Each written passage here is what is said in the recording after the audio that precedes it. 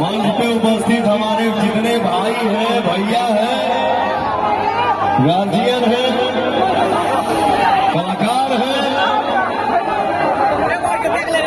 और सामने जो हमारे भगवान हैं, आप सबके पैर छूके प्रणाम करो तो कौन हो तरीको ताली में कैसे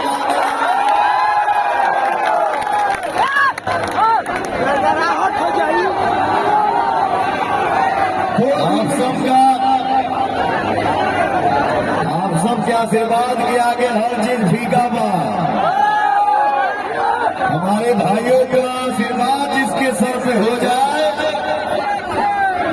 उसको दुनिया की कोई ताकत हिला नहीं सकती है। मंच दुनिया से मिलवा है, कोई बात नहीं। आज मेरा दिल बहुत खुश है,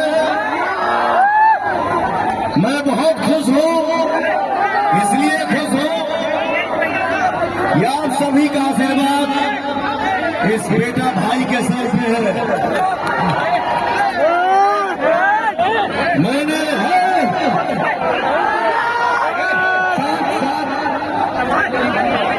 भाई की बात सुनिए, क्या बोलना सुनिए।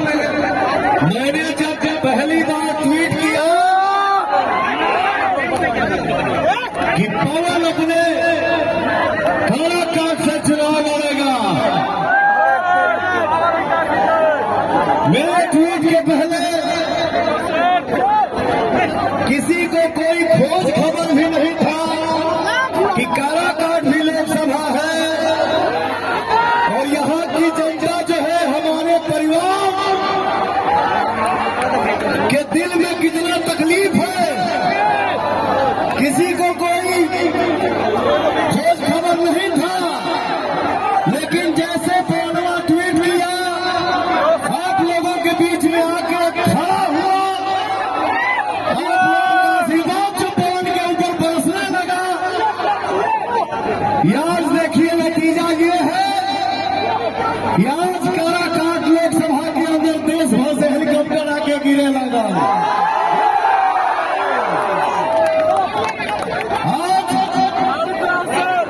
सबको चिंता सताने लगी है, क्यों भाई? काराकाट में एगो पवनवा ऐसा लड़का खड़ा बा, चुनावी माहौल में सबके दिमाग डगमगा गई बा। किसी के लिस्ट में भी नहीं था। जगला के बाद छोड़ दो भैया, सपने में भी कोई कल्पना नहीं था कि काराकाट भी एक लोकसभा है। मैं इतना बता दूं, कल भी महाभारत में अभिमन्यु अकेला था। भाई आराम से कल भी महाभारत में अभिमन्यु अकेला था। कृष्ण के होते हुए आराम से